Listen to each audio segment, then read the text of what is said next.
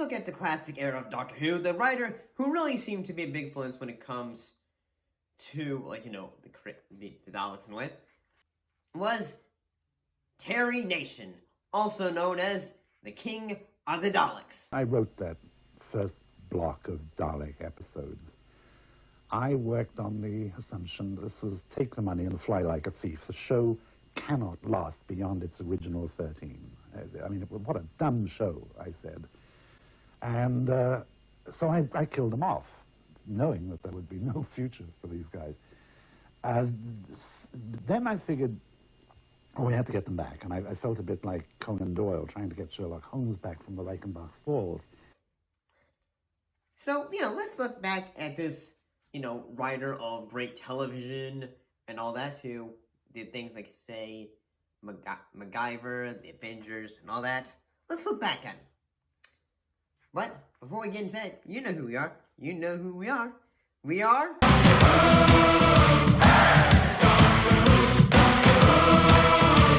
For you. Terry Joseph Nation was born on August 8, 1930.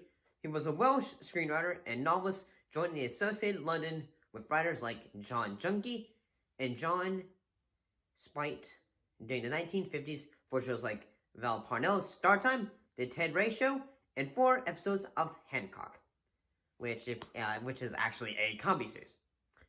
So yeah, we're going to go ahead and talk about as much as we can when it comes to this man.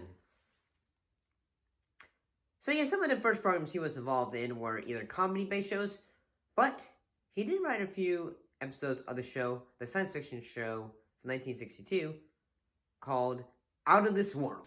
Tonight we meet Major General Calmer, charge of Hyperbase 7 in the area of Saturn. His hobby is breeding oxygenated roses. As a matter of fact, this one was flown into me this morning. But life on the General's research station is not all rose breeding. And you're probably wondering, well, when did he get in contact with the BBC and, you know, walk into a little show called Doctor Who? Well, he had to decline a job to write a script for a new sci-fi show being offered by David Whittaker. When Terry was, you know, felt like saying, you know, I got my jobs, I'm all good, and all that. Well, like in all parts of life, Terry, he was needing work to help support, you know, his family and all that. So he took the writing job for the second Doctor Who serial, The Daleks.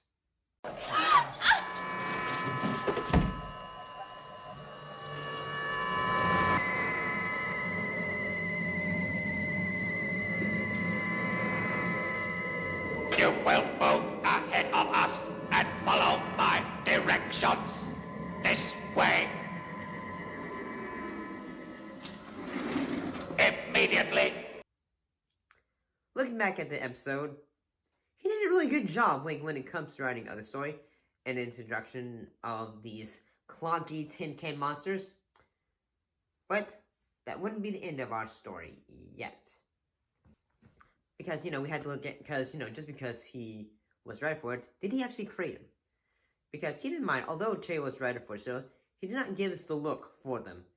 That we have to give credit to BBC designer Raymond Kissick. It's often said that Ray Cusick based the design for the Dalek on one of these, but actually he just used it to demonstrate to his colleagues in the BBC canteen how it ought to move. What he originally wanted was something much more elaborate, something with antennae and moving parts, but he only had 60 quid to spend on each one, so he had to resort to more mundane objects. You sick? Yeah, looking back, sometimes I did think they look like giant salt or pepper shakers. He was also the writer for the second serial of the Doctor called The Dalek Invasion of Earth.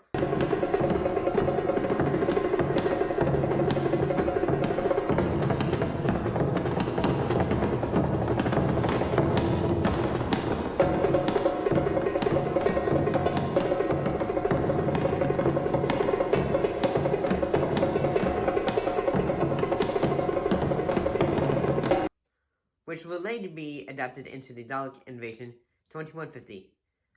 If you don't really know, this is probably a very deep cut. This one is very special in that this is the episode in which the character of Susan, the Doctor's grandfather, would leave to try to, after finding love. Oh, the reason why, the character was, went away was mostly just because the actress had, said, I'm not interested in doing acting, and hello there. The next Dalek story that he worked on was called The Chase. Operation will proceed at once. They must be destroyed. The 8th serial of the season 2, in which the first use of time travel by the Daleks is done. Before this episode, he had done The Keys of Meredith from season 1. But it didn't use the Daleks. So, although I just wanted to mention it because, that'd probably be interesting when it comes to looking back at some of his writing work. Terry would continue to write series for the show when, in 1965, he and Dennis Spooner co-wrote the 12-part serial, The Daleks Master Plan. Report! Guardian of the solar system, Chen, must be watched. His ambitions exceed his usefulness. After which Nation, who still had the copyright to the Daleks, intended to launch a Dalek spin-off TV series in the United States. There's also the Dalek story that he wrote called Mission to the Unknown, which doesn't, have any companions or the TARDIS in the episode, and it has been, in a way, lost, but it had also, at one point, reconstructed in animated form by Ivan Levin, who had helped to return episodes that were in private collections, such as the Abominable Snowman episode, and Invasion of the Dinosaurs.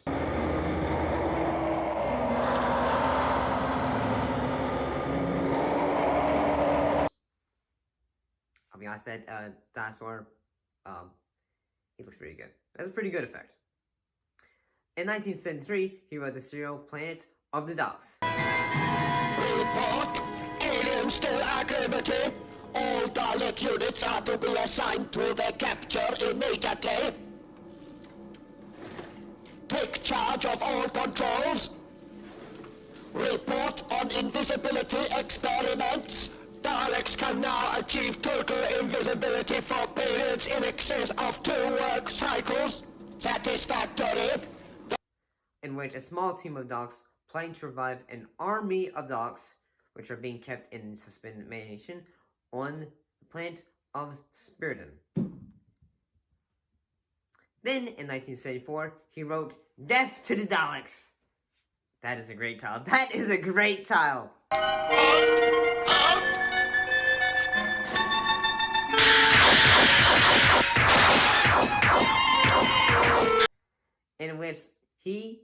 In which the Daleks and human expedition both arrive on the planet of Exelon to seek a mineral found in abundance there. Then, in 1975, he wrote Genesis of the Daleks, in which the third Doctor and his companions are taken to the planet of Skaro during the creation of the Daleks to stop them from being created. A Dalek. What? Dalek. Very primitive, but undeniably a Dalek. You're mistaken. It's a Mark III travel machine. You say so. Oh, and I think this should be important to, mention this, because, as that Terry also created the character known as Davros,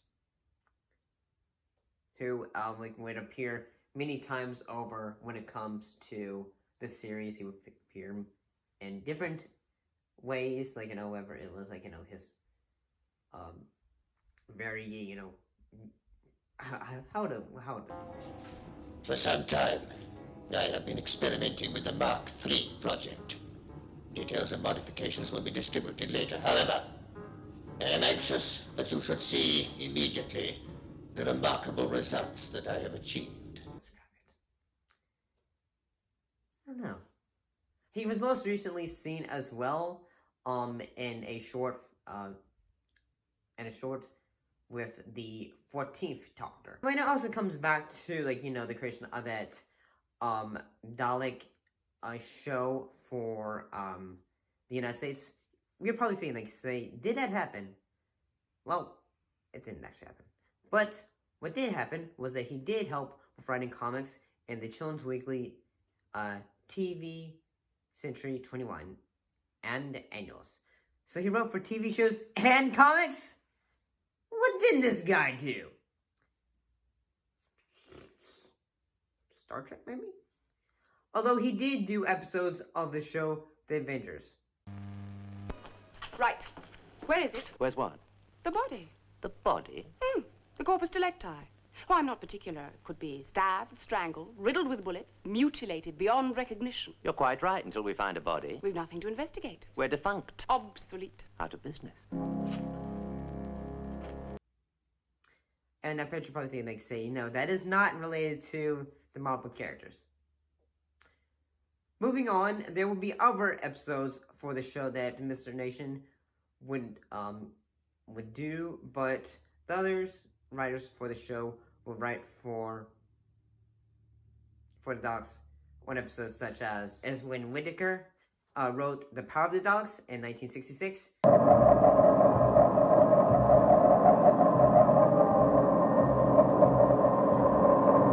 The Evil of the Daleks, 1967, and Lewis Marks wrote the episode The Day of the Daleks in 1972.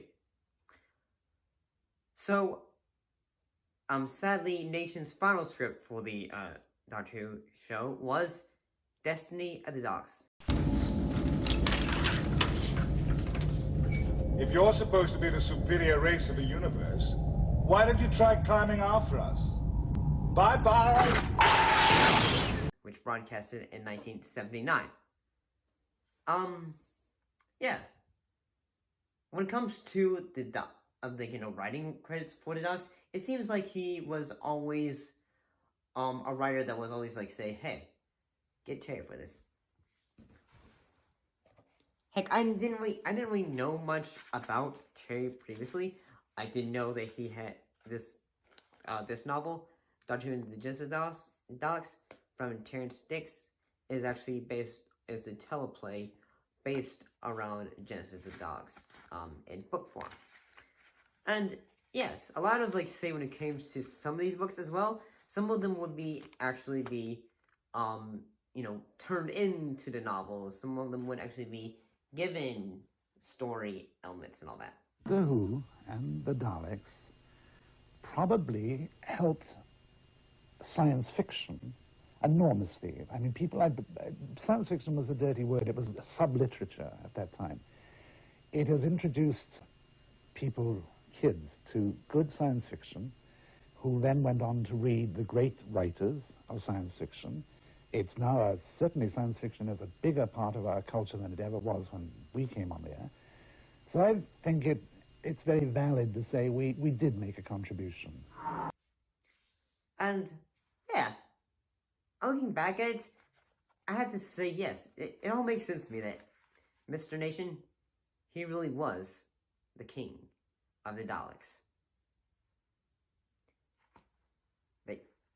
But as always, I think I hear that ship of mine. I hear it calling. I think I do.